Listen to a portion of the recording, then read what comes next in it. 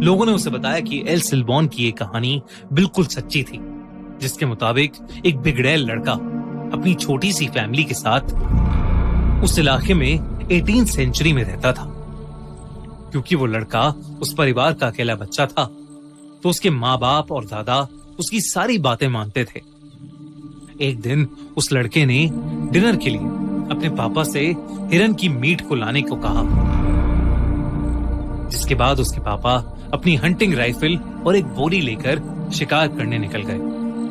जब कई देर तक उसके पापा वापस घर नहीं आए, तो वो लड़का बहुत ही ज्यादा गुस्से में आ गया। उसकी माँ ने उस लड़के को उसकी प्रोटेक्शन के लिए एक बहुत तेज किचन नाइफ दिया और कहा कि वो जाकर अपने पापा को जंगल में ढूंढकर वापस ले आए।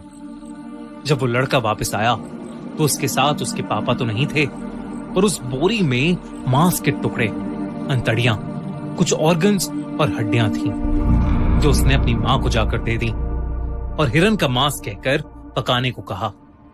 उसकी मां को बोरी के अंदर का वो मीट बनाते हुए अजीब लग रहा था और उन्हें शक होने लगा था। तो उस लड़के की मां ने लड़के के दादाजी को अपना डर बताया, जो सुनकर उसके दादाजी ने उस लड़के को बाहर ले जाकर एक पेड़ से बांध दिया और एक हंटर से उसे जोर जोर से मारने लगे, जब तक उस लड़के ने सच नहीं बता दिया। एक ऐसा सच जो बहुत ही ज्यादा भयानक था। उस लड़के ने बताया कि जब जंगल में उसे अपने पिता मिले, तो वो खाली हाथ थे, क्योंकि वो हिरन का शिकार नहीं कर पाए थे। वो लड़का उनसे बहुत ज्यादा गुस्सा हो गया और उसी गुस्से में आकर उस लड़के ने अपने पास पड़े चाकू से उनकी जान ले ली और उसी चाकू से उनका मांस निकालकर बाकी शरीर के टुकड़े टुकड़े कर अपनी बोरी में भर लिए और घर आ गया। ये सच सुनकर उस लड़के की दादा उसे इतनी जोर से हंटर मारने लगे कि उस लड़के के शरीर का मांस उसके शरीर से कट कट के लटकने लगा।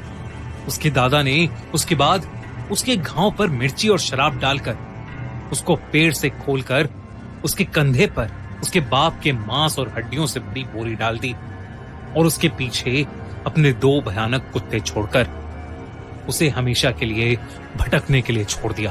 कहते हैं कि उस दिन के बाद से आज तक उस लड़के की आत्मा एल सिल्बॉन के नाम से भटकने लगी। उस इलाके में रहने वाले लगभग सभी लोगों का मानना है कि उनका एक न एक बार एल सिल्बॉन से सामना जरूर हुआ है, जो पेड़ों में बैठकर एक अलग ही तरीके से सीटी बजाता है और जो भी देर रात खेतों में घूमता है, उस पर एक जानवर की तरह अटैक करता है।